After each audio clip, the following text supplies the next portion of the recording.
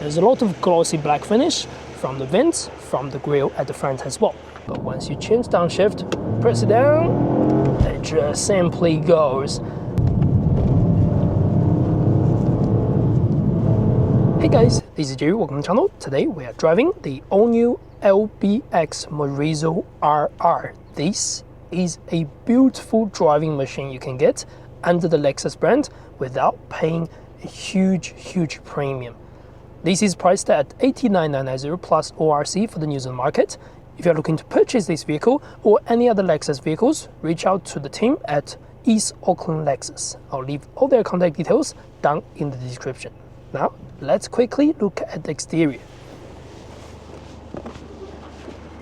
So, what is the LBX Morizo RR? This is based, of course, on the LBX range, but this is the sporty version with completely different engine, very different chassis, and very different driving style compared to the standard LBX hybrid that's available on the New Zealand market.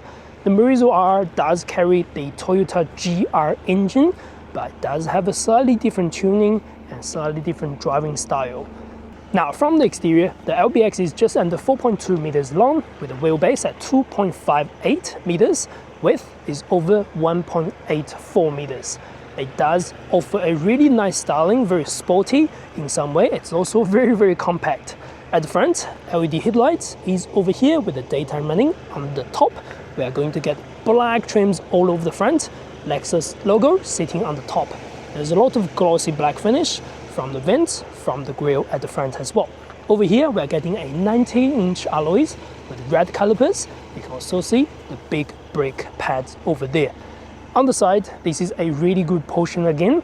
The vehicle again feels quite small with a fairly short wheelbase. The second row is very small, but it does offer really nice slopey roofline. Black trims on the top, black covers on the side with black decorations underneath as well. Now coming to the back, there's more black trims with a running through tail lights, just like that. It looks very cool. Lexus badge on the top, LBX, and then Morizo RR. This has twin exhaust at the back with more black trims just at the back. I do like the styling, it just looks very sporty. At the same time, it's also subtle for the size of this vehicle. Compared to the standard LBX, the Morizo RR is 14 millimeters wider and also 10 millimeters lower. So that means it's going to be sit on the road fairly well. Now, let's get to the second row.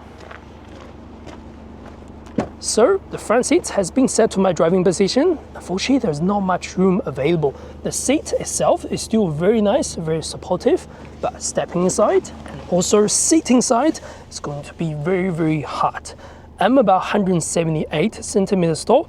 This is my driving position. My knees are touching the seats. My foot space is okay. Headroom is not great, so sitting in the back feels very busy. And you can see someone over here, but I don't think you have a reason to see someone over here. But anyway, this is probably not built for practicality. Now, power tailgate is standard. We're getting a 266 liters boot volume. Not huge, but it's still useful. Underneath, some tire mobility kit with a 12-volt battery at the back. So yeah, that's the boot for us. Now, let's get to the front. Maybe we can open the engine bay just to check out this little 3-cylinder, 1.6-liter turbocharged petrol motor. There we go. It doesn't look that impressive, but once we start driving, we're going to hear all those noises.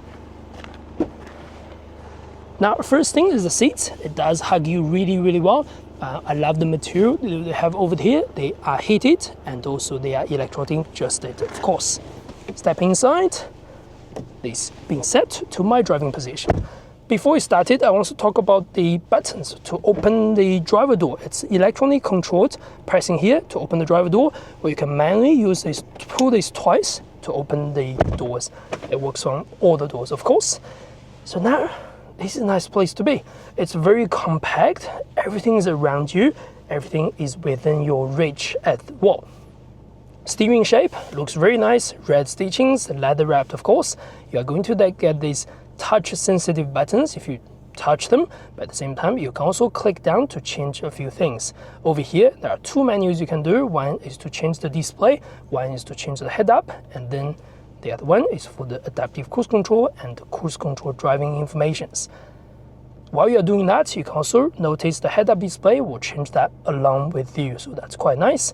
Display-wise, you can change the display through 3 main menus. This is the second design, third design with the traditional analog, then last design for your sporty driving. You can also press this and hold to customize the middle screen to driving support, shift position, blank, map 1, and things like that. So you are able to change quite a few things how you want to personalize those things. So yeah, that's available. Then coming on the left, this is to answer your phone buttons and also change tracks or press this. You can change the mode on your music and audio as well. You do have pedal shifters, indicators on the right, windscreen wiper on the left. Now display on the dash is 12.3 inch, and over here this display is just over 9 inch. This is very same system according to the other Toyotas. So underneath you get some quick buttons. On the right you get the settings and vehicle information, all that stuff. It's very easy to get used to. It's got wireless Apple CarPlay and wireless Android Auto, but they're not super fast and they are okay to use. It probably take you 5 minutes to get around it. And then underneath you get some buttons for your heated seats and also heated steering, plus air conditioning controls and some physical buttons for your climate and things like that. Over here, 2 USB-C charging and view button for your 360 view camera. They look alright, and they got transparent chassis as well. And over here, that's your wireless phone charging or just phone pad over there. One single cup holder with some storage over here, gear shifter, and some buttons for drive mode and handbrake. Center console, there's another cup holder. You can actually go forward and backwards on this one. Deep console just over there, and then press this. Reasonable storage just on the left, and then underneath the center console there is also additional storage and an additional 12-volt socket. So overall, interior, it's actually not bad. Material quality, there is suede finish over here. Nice suede just around the doors, suede underneath, suede over here. Then on the top, they are soft material. Although they look plastic, but they actually feels quite solid and feels very nice actually. Here, they're not plasticky. You can see it's still very soft, so not too bad in terms of finish and fit. Now, let's get started to see how it goes. Now let's look at the visibility on this vehicle. Side is really good. Everything's clear and the wing mirror design is very small. Same on the left side. Front windscreen is not too bad. For this vehicle, you are sitting quite low inside the cabin. Everything is surround you. Actually feels quite compact. Along with that, you also get real good visibility from the back. Alright, now let's get started.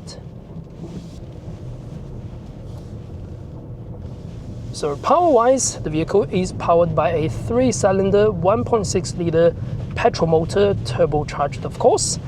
It's got a massive turbo as far as I can see. So the vehicle pumps out 209 kilowatts of power, 390 Newton meters of torque. It's not a small numbers in any way. It is a little bit smaller than the GR Yaris, and they are powered by a 8-speed direct shift transmission. This transmission works very well too. And the vehicle is also all-wheel drive with limited slip differential at the front and at the back. That means with a touch of button, you can change the power distribution on the all-wheel drive to 50-50 from the front against the back. If you don't do that, majority of the power will be focused at the front. There is also standard driving mode or sport driving mode. So there's not much to personalize. And of course, you can shift this gear shifter backwards to change to manual mode if you have a little bit more fun. And this is definitely the vehicle you are able to have a little bit more fun as well. Not only that, the pedal response is excellent on this vehicle when your rev is a little bit way up, of course. At low revs, when you're driving the city, there's a little bit small delay here and there, but they're not too bad. But once you change downshift, press it down, it just simply goes. It goes really well too. So that's the cool thing about this car. Even for a small engine like this, it is punchy and does carry the weight of the vehicle very nicely. In terms of suspension, the vehicle comes with a MacPherson strut at the front, double wishbone links at the back. So they are very good and very supportive on the road. Of course, due to its performance, they are very stiff. So it's not a, let's say, comfortable vehicle in some certain scenarios, but if you're driving on a flat surface like this, even under sport mode, the vehicle is still very comfy. You are going to get some noise on the turbo air intake as well. Whenever you push it down, release it, turbo does give you a like that sound, and it just feels satisfying. And that's the cool part about the driving on this sort of vehicle. And next thing, the good thing about this car is its handling. It's a beautiful handling machine. Although it sits definitely higher than its sister car, GR Yaris, but it's not shy going around the corners. You may not be able to push this around the corners as fast or as edgy as the Toyota Yaris GR, but let's be honest, most people are going to be happy with its handling.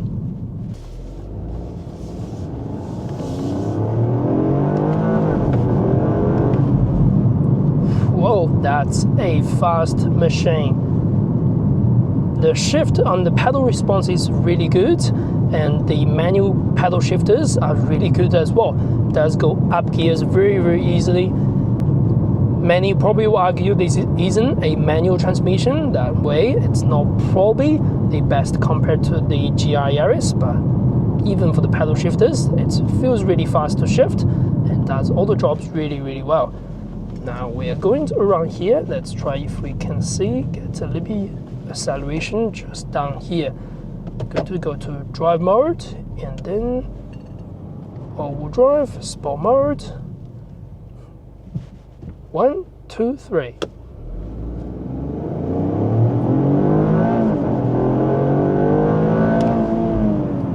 Well, I didn't watch the speed. I was driving 70 something and suddenly it's over 90. All right, I do apologize. I should have slowed down a little bit more than that. But anyway, good acceleration. I wish I could use the launch control. I'm not going to test that on a vehicle that's borrowed from another dealership, but it feels fast. It is good pickup. I'm going to switch to manual mode because I think we're going to have a lot more fun in the manual mode compared to the standard automatic. And wow, it is a nice shift and just nice response. Look at that.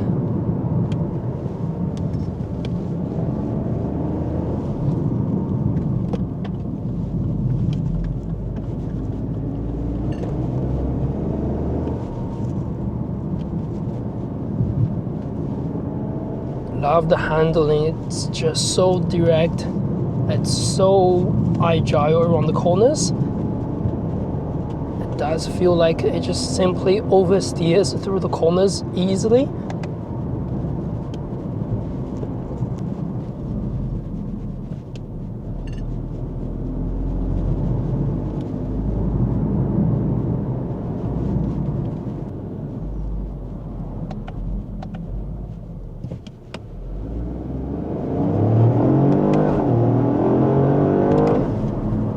What a pickup, what an acceleration.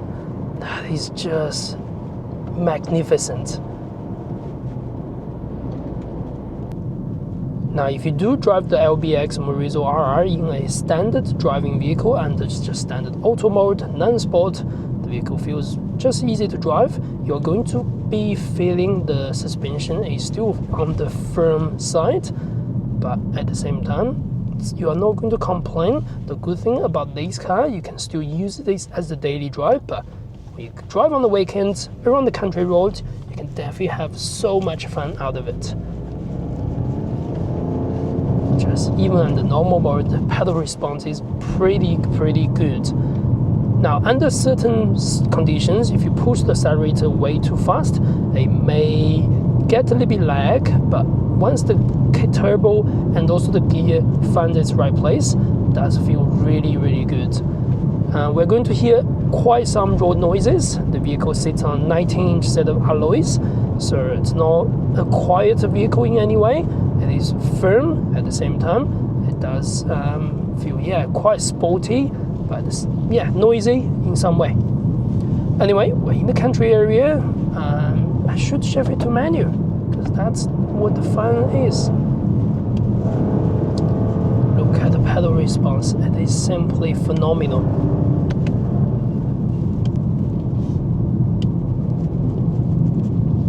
These guys keep it telling me I can go faster around these corners. I know I shouldn't be doing that, but wow, it's got great pedal response.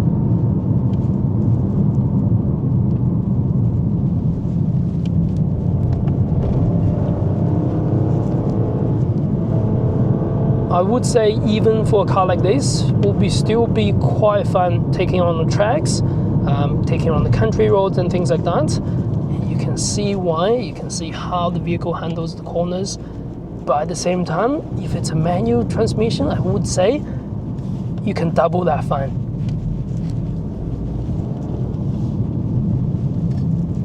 What a good machine. There's very little body roll, and yeah, the car just holds the corners really, really well. There's no shortage of steering assist, no shortage of oversteer. And the brakes feels good too, very, very supportive. I'm not feeling any conscious or anxious about the brakes. Offers a good balance overall. What a car. This is the car you should take on these sort of country roads instead of driving on a flat city motorway. This is the nature of this vehicle.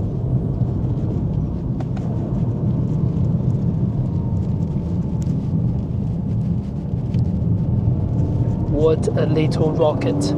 0 to 100 timer isn't really fast, 5.2 seconds. It is not a super fast vehicle in any way, but at least it's fun. It's really fun to drive. It definitely put a smile on your face in pretty much all scenarios and all the roads. Alright, that's pretty much all I want to talk about the LBX Morizo RR. If you found my video helpful, the best way to support the channel is to subscribe and like. If you are looking to purchase any Lexus in Auckland, New Zealand, reach out to the team at East Auckland Lexus. Brand new dealership, fantastic team, great support. Thanks for watching, I'll see you in the next video.